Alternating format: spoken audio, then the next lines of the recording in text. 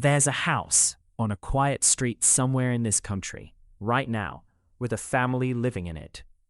Kids' bikes in the driveway. A welcome mat by the door. Maybe a sold sign still leaning against the fence from when they moved in. And they might not know. They might have no idea that the floor they walk on, the basement they store Christmas decorations in, the backyard where their dog does its business, was, decades ago, a crime scene that made national headlines. This isn't a list of haunted houses. This is a list of real houses, ordinary brick and drywall and gutters that need cleaning, sitting on ordinary blocks, where some of the worst things one human being has ever done to another actually happened. And the wild part? Almost none of them were torn down. Most of them are just there, waiting for someone to Google the address. Let's go through 10 of them. Stick around for number 1. It's the only one on this list you can actually book a room in. Number 10. The Spahn Ranch, Chatsworth, California. We start in the hills northwest of Los Angeles, at a broken-down old movie ranch that once stood in for the Wild West in dozens of cowboy films. By the late 1960s, the ranch was falling apart, kept alive by its elderly, nearly blind owner, George Spahn. That's when a drifter named Charles Manson and a rotating group of young followers moved in, doing chores in exchange for a place to crash. Manson never pulled a trigger or swung a knife himself in the Tate LaBianca murders of August 1969. That's an important legal detail, because he was convicted through a conspiracy theory that prosecutors had to fight hard to make stick. But the ranch is where the plan was built, where the family lived, where the ideology that led to 7 murders in 2 nights was shaped. The original ranch buildings burned down in a wildfire in 1970, and whatever survived that burned again years later. Today, the land sits inside Santa Susana Pass State Historic Park. A few scorched foundation stones are still visible if you know exactly where to step off the trail. No plaque, no sign. Just dirt, brush, and hikers who have no idea what they're standing next to. Number 9. The Ed Gein Farmhouse, Plainfield, Wisconsin.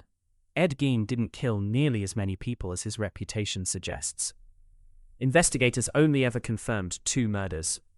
But what he did with his mother's grave, and with the graves of other local women, is the reason his name still gets whispered in true crime circles 70 years later. When police searched his isolated farmhouse outside Plainfield in November 1957, what they found inside was so disturbing that it directly inspired 3 of horror's most iconic villains. Norman Bates in Psycho, Leatherface in the Texas Chainsaw Massacre, and Buffalo Bill in The Silence of the Lambs. Here's the twist, though. The house itself is gone. It burned down in March 1958, just 1 month before Gein's trial was set to begin. Officials ruled it arson. Nobody was ever charged for setting the fire, and plenty of locals have their own theories about who struck the match and why. The land, though, still sits outside Plainfield, overgrown, unbuilt, essentially untouched for over 6 decades. Nobody's ever tried very hard to develop it. Sometimes a community doesn't need a sign to agree on something. They just quietly leave a piece of ground alone forever. Number 8. The Dean Corll House, Houston, Texas. Dean Corll ran a candy factory with his family and handed out free treats to neighborhood kids. Locals genuinely called him the Candy Man and meant it as a compliment right up until the summer of 1973. Between 1970 and 1973, Corll, with 2 teenage accomplices he'd groomed and manipulated, killed at least 27 young men and boys in the Houston area, burying most of them in a rented boat shed and along the Gulf Coast. It remains one of the deadliest serial killing sprees in American history, and yet most people outside Texas have genuinely never heard his name. Part of the reason, the case broke just as Watergate hearings were exploding across every front page in the country. A record-setting mass murder got buried under a presidential scandal. The house on 32nd Street in Houston's Heights-adjacent Greenwood neighborhood, where much of the abuse and killing took place, is still standing. It's been repainted and re-roofed over the decades, and most of the people living around it today moved in long after 1973, many with no idea what happened at that address. Number 7. The H. Holmes Murder Castle site, Chicago, Illinois. This one's a little different, because the original building doesn't exist anymore. But what got built in its place is so strange, I couldn't leave it off the list. H. Holmes, real name Herman Mudgett, built a 3-story building near 63rd and Wallace in Chicago's Englewood neighborhood, timed perfectly for crowds pouring in for the 1893 World's Fair. Upstairs, a hotel. Ground floor, shops. Basement, a maze Holmes designed himself, complete with gas lines rigged into sealed rooms, a walk-in kiln, and a chute that dropped straight down from the upper floors. He confessed to 27 murders before his execution in 1896. Most historians think the real number was higher. The building burned in 1895 under circumstances nobody ever fully explained, and the site sat empty for decades, until 1938, when the US government built a post office right on top of it. A post office, the single most boring, bureaucratic building type in America, sitting directly above the basement slab where Holmes once operated what newspapers called a murder castle.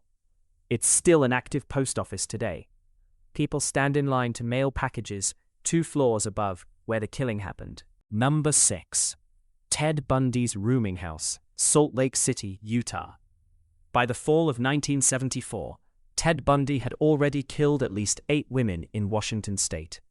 That's when he packed up, moved to Salt Lake City, and enrolled in law school at the University of Utah. He rented a room in a large house on First Avenue, in a quiet, tree-lined neighborhood on the city's East Bench. His landlady later described him the way almost everyone who ever met Bundy described him: polite, well-dressed, tidy, easy to talk to. He'd go on to kill women across Utah, Colorado, and Florida before his 1978 arrest and eventual execution in 1989. Officially, 30 murders are confirmed, though Bundy himself hinted at points that the real number was much higher, and investigators have spent decades trying to match unsolved cases from the early 70s back to him.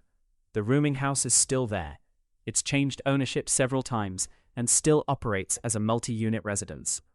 Nothing on the outside hints at who briefly lived inside. Number 5. Gary Ridgway's house, Auburn, Washington. Here's the one that should genuinely unsettle you the most, because there's nothing dramatic about it at all. Gary Ridgway, the Green River Killer, lived for decades in an unremarkable house in Auburn, a working-class suburb south of Seattle. He worked at a truck painting plant. He went to church. Neighbors who spoke to reporters after his 2001 arrest described him almost unanimously as quiet, friendly, the guy who kept his lawn neat and waved hello. Between 1982 and 2000, Ridgway murdered at least 49 women, making him, by confirmed victim count, the most prolific serial killer in American history. Most of his victims were women he targeted along a stretch of highway south of Seattle, dumping bodies in clusters along the Green River and in wooded areas throughout the county. The house is still standing, still occupied, completely unremarkable from the street, and the people who lived around him back then had absolutely no idea. That's the detail that makes this case so hard to sit with. It wasn't hidden. It was hiding in plain sight, behind a lawnmower and a friendly wave. Number 4. The BTK House, Park City, Kansas. Dennis Rader tortured and killed 10 people around Wichita, Kansas, between 1974 and 1991. He gave himself the nickname BTK, Bind, Torture, Kill, and mailed taunting letters to police and local news outlets to make sure nobody missed the acronym.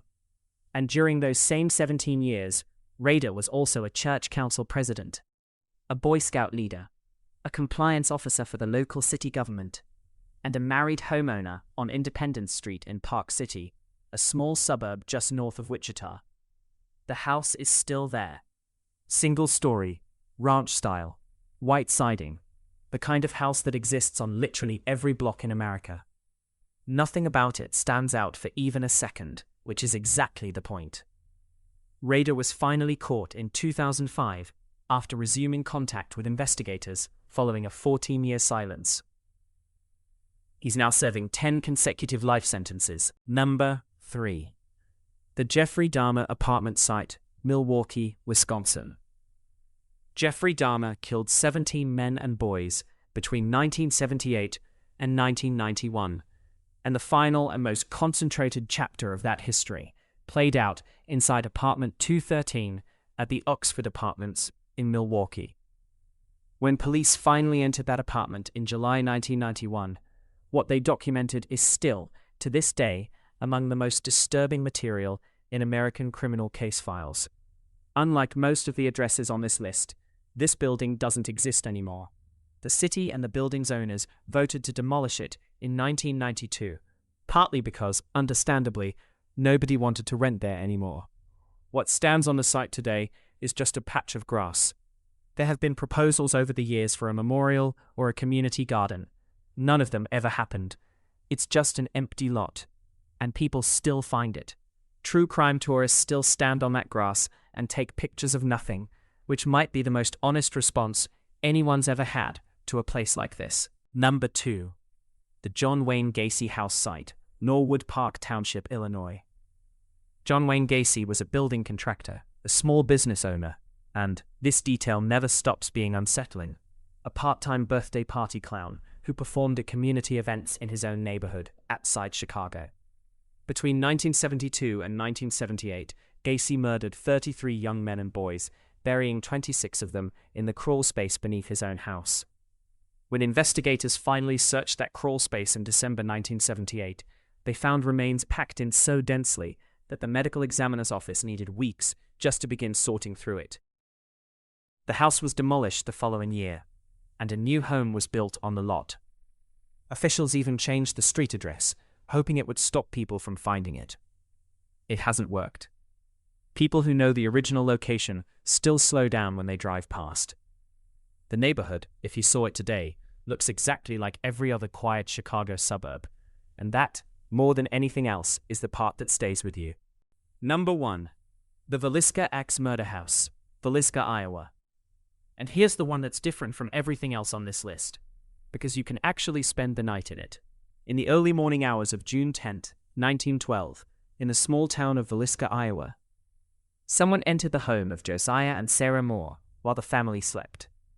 By morning, all 6 members of the Moore family and 2 young houseguests were dead. 8 people, killed with an axe, and not one of them managed to raise an alarm. The case was never solved. A traveling minister was tried twice and acquitted both times. Theories have piled up for over a century, and no consensus has ever been reached about who did it or why.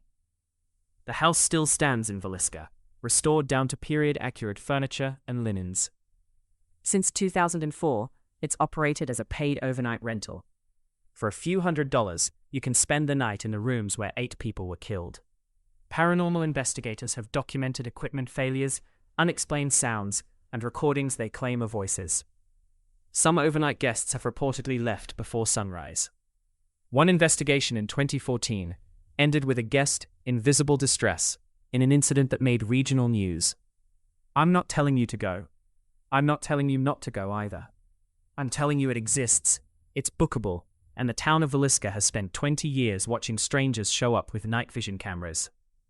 10 houses, 10 addresses most people drive past every single day without slowing down. Some have been torn down and quietly replaced. Some have new families living inside them who've never looked up the history. And a couple of them, you can walk right up to the front door. The thing that connects every single one of these places isn't something spooky. It's how normal they all are. Every one of these addresses was at some point just a house on a street. Someone's mail got delivered there. Someone's car was parked in the driveway. The horror was never that these places were strange. It's that they weren't. If there's a house in your own state that belongs on a list like this, drop the address in the comments. Respectfully, obviously. And if this one kept you watching till the end, hit subscribe, because there are plenty more of these out there. Most of them, I promise, are a little less likely to make you double-check your locks tonight.